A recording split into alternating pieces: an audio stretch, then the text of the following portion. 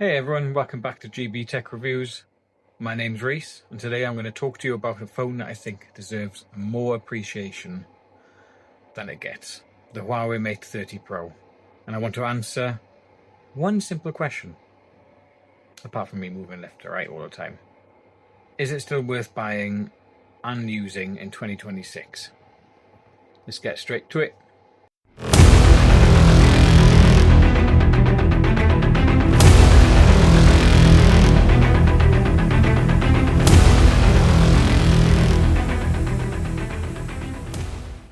Why this phone still matters. Now, if you see my eyes veering off, I am going off a script because I cannot remember any of this in my head because it just doesn't work. So excuse if I completely disconnect with you guys or girls. I'm trying to connect with you at the same time as trying to get, an accurate list of my brain. So the Mate 30 Pro is the last Mate device with full waterfall curved display, and Huawei went for it. No volume buttons, touch-sensitive volume controls instead. A controversial move at the time, but I absolutely loved it. And it worked flawlessly for me.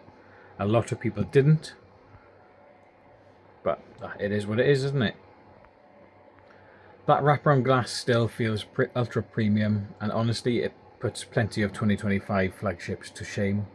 I don't see many manufacturers taking that risk anymore.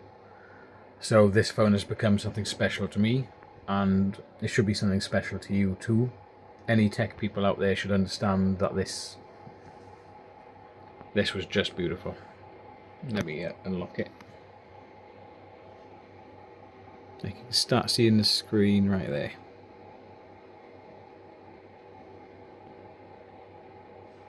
Awesome. They did a good job. Now, as for performance, when it was launched, the performance was top tier, to be fair to them, and it still feels smooth today, especially removing the Chinese bloatware. Yes, it's a 60Hz screen, but back then it felt fast, and it handled everything I played. Raid Shadow Legends, that's a very unoptimized game. The Star Wars titles, Pokemon Go, once I got Google working. It wasn't a try hard and hope situation, it just worked, and it did a good job. As for battery life, specs aside, real-world battery was insane. Against my previous P30 Pro, the Mate 30 Pro could last up to 2 days without Google services and a full day or more with Google installed. Shows how much Google uses as well, with all that background location and stuff. And I didn't realise how close that was getting to my face. And that's with background apps like Facebook, Chrome running in the background. Even now it still holds up amazingly well compared to new phones. I think the only phone I've used that isn't a Huawei was the S24 Ultra, and that stacked up really well because it was the first time I had Snapdragon in a Samsung phone. But yeah, the battery was and still is impressive. The cameras.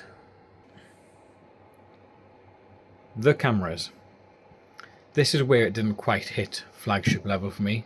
Coming from the P30 Pro, which was the king camera, the Mate 30 Pro fell short. No proper macro, no serious telephoto.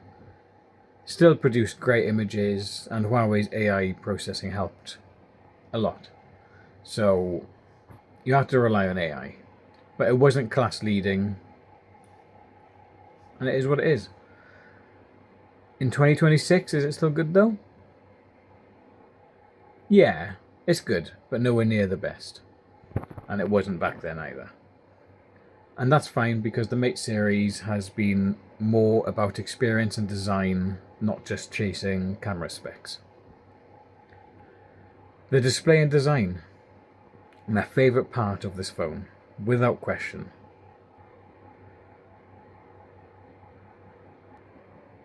But honestly, forget the numbers. The waterfall display, it felt futuristic, it felt premium, and it felt special. It fitted in your hand so perfectly. No other phone can give you that. I used a Samsung S24 Ultra for just over a year, and it was a great phone. I sold it while I wait for my Mate 70 Pro Plus, and I went back to the Mate 30 Pro, and it just felt right. This was only 2025, so last month, technically. Easy to hold, comfortable, premium. It reminded me why I loved it in the first place. Even the notch never bothered me because it actually did something useful, unlike most other phones out there. The software though, then versus now, let's be honest. Old EMUI, pretty rough, but somehow still likeable. The best term to put it, it was shit. It was shit. Now it is running HarmonyOS 4.3, and the phone does feel fresh again. It's smooth, modern and clean. And if the phone gets HarmonyOS 6 in 2026, it's going to feel reborn all over again. It's going to be badass. The apps and Google reality check. You've got two realistic options. I don't know why I did that. You've got Gbox, which you can install onto the phone and just go through that, because that has its own container of apps and blah blah blah.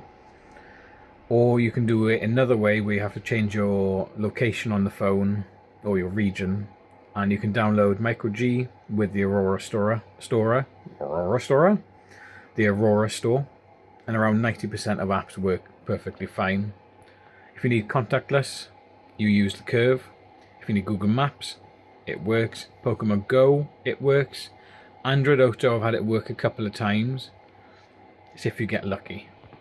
Google Wallet, sometimes, other times not. So yes, it's usable. For me, I use my phone a lot.